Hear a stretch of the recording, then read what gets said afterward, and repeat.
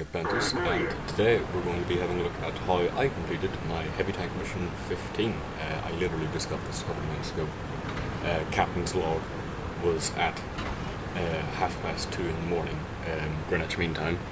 So we're on the cliff, and I'm in my KV-5, and I was just kind of playing around. So we have to do have at least 6,000 HP worth of damage blocked by armor, damage received, and damage caused, and we also have to win the battle to get the extra commendation that we need to acquire the Stick 4.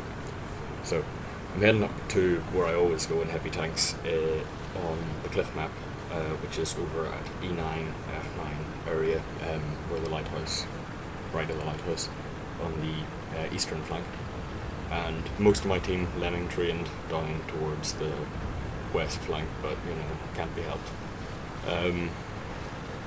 Random battles, after all, it's not exactly like everyone's communicating properly or speaks the same language. It's not exactly the NA server. Maybe not correct type of communication for a random battle, but still.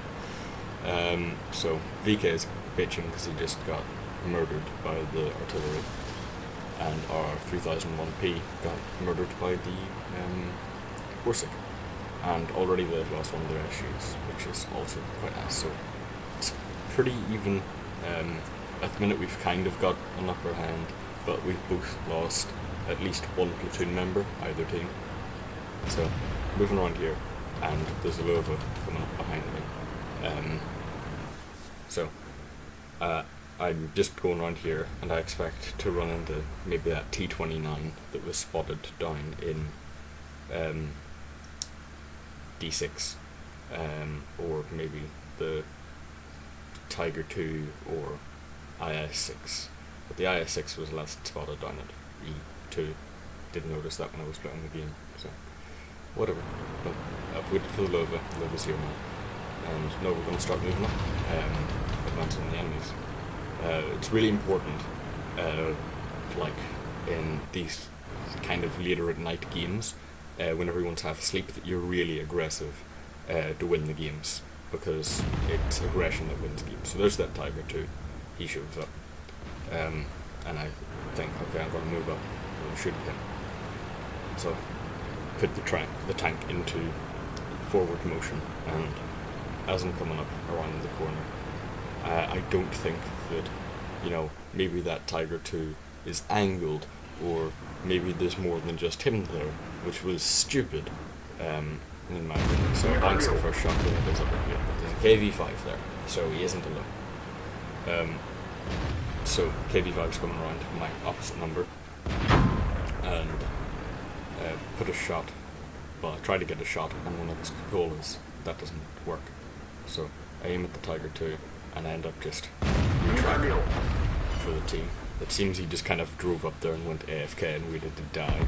Still managed to bounce one of my shots. Of course he did. At least I got that assisted damage at the end. That was the main problem I was having during Heavy Tank Mission 15, was the assisted damage not counting towards it. But, you know, what can you do? Just tracked by the S-51, but I have a full repair crew, so starting at the KV-5, which is the little RTD2 port in the front, and the cupola on top of the tank, which is also extremely prominent. And just going to put another shot as he bounces off the one last time, and then already gets stuck in again, I believe, as I'm moving up on this.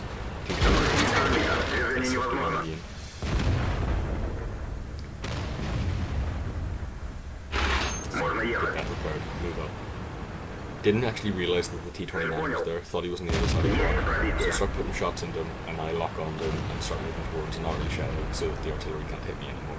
And I stop just in time to bounce his shot off my secondary port, which isn't the RTD2, but the one just beside it. I believe it's probably the driver's port, I don't know. The RTD2 one is the driver port. Or the radio operator, sorry. I'm half asleep. So start moving up, and they've actually managed to break the flank down at the other side. It's a shot and then I get hit by the GW Tiger. It didn't actually directly hit me, but he did a lot of splash damage, especially firing the premium Ichi, which has a higher splash damage, and it probably didn't help that he hit directly beneath me.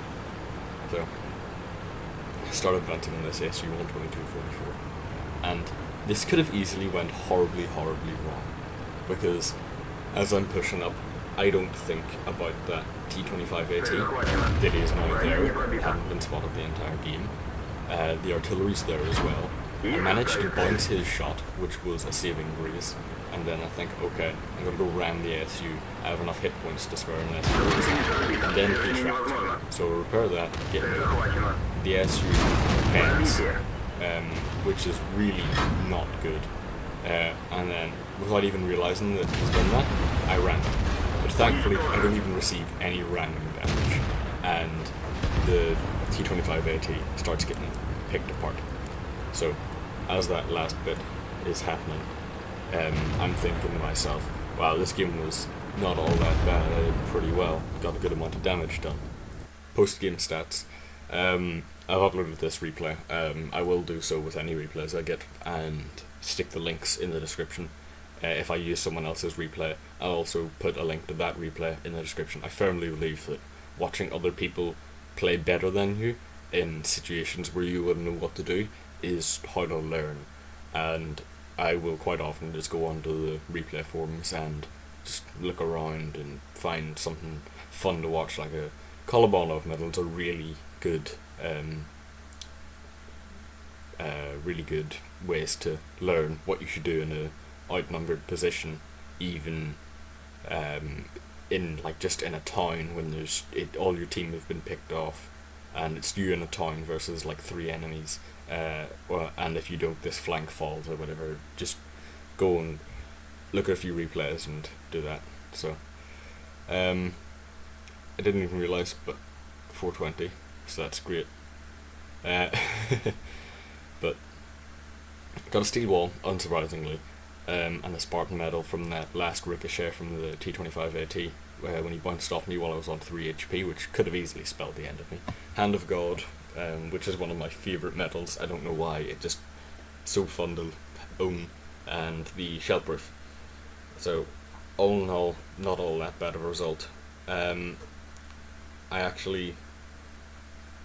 did 1,605 damage, which was actually less than I thought I had done. I thought I'd done maybe like 2,000, 2,200, something in those lines.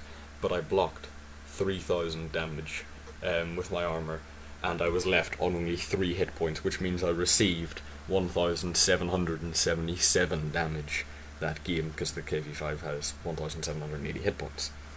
Damage upon detecting doesn't really matter, because it doesn't count towards it. I mean, if you're a scout, sure enough, but because I fired that APCR at the enemy KV-5 just to make sure I was penetrating those shots when I needed to, I only made 14k this game, but I made a substantial amount of credits, and I only got 2 kills out of the 4 vehicles that I damaged, which, I'm not all that bothered about it because I got my heavy tank mission. So that was a fun game all in all, and now we'll just kind of go talk about the KV-5 a bit. Right, welcome back. So the KV-5, another rare premium vehicle that I own.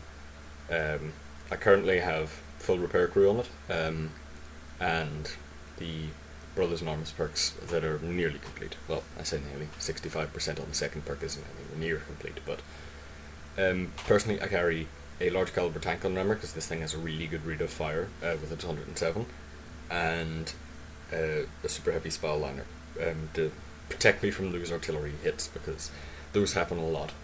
I also carry vents just so I can get those extra crew skills.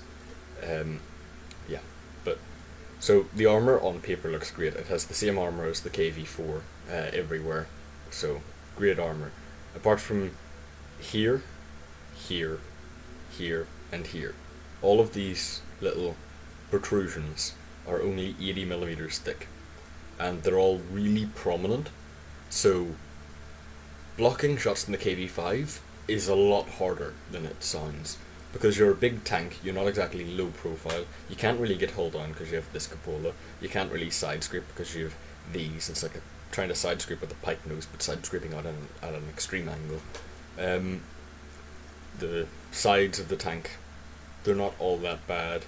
I've had a few shots whiz past here before. That was quite fun. I actually had one ricochet off the turret and then ricochet off the side of the hull and go out. So that was nice. But yeah, I always carry first aid, repair kit, and an automatic fire extinguisher on my premium vehicles, no matter what tier they are.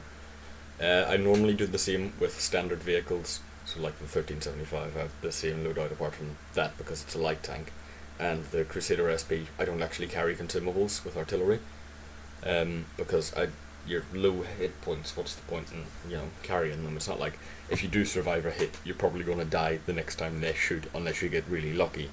So, but yeah, KV-5, it has a 7 rate of fire rounds per minute, so really good rate of fire for a heavy tank, and it's doing 300 damage a shot. I'll bring up the stats for the 107. So 7 rate of fire, not that bad of an aiming time, but still pretty bad. The dispersion's pretty bad. The average damage is it's mediocre. It's less than most tier 8 heavy tanks, but still enough that you can deal with it. The penetration is really bad, but somehow managed to make it work, and I actually did end up reducing the load on my WZ-111's heat because, I wasn't using it. What's the point in having it? This one carries a lot of shells, so you can carry a grand total of 60 shells in the KV-5.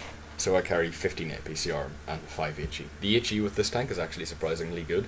Even though it only has 54 pen, it tends to pen when it really shouldn't. I don't know whether it's Stalin reaching up from the depths of hell and guiding my shot when I sacrifice distance, but it happens, and it's pretty nice when it does.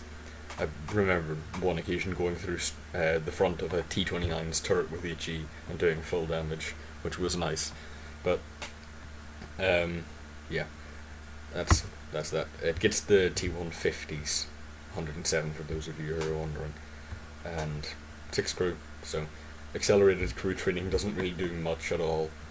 But this is really fun tank. If you get the opportunity, these are normally sold at around £30, so 50 USD or €40, €35, something like that. Really worth picking one up, in my opinion. You'll get a lot of fun out of it, especially when you get to ram things like that SU-122. It does weigh 100 tons, which is the same as the KV-4, and it can and will hit its top speed, which is really nice. The traverse speed, or for everything, is really bad, just generally. So, what can you do? But anyway, thank you all for watching. Don't forget to express your opinion on vehicles in the comment section below, and if you would like to see a review on any of the vehicles that are in my garage, that I just kind of have lying around in the background, like I'm hovering over the KV-220 at the minute, feel free to ask. That's what the comment section's there for. Express your opinion on the KV-5 while you're at it, and subscribe if you want me in your video feed on your homepage. And that is all. I will see you guys next time.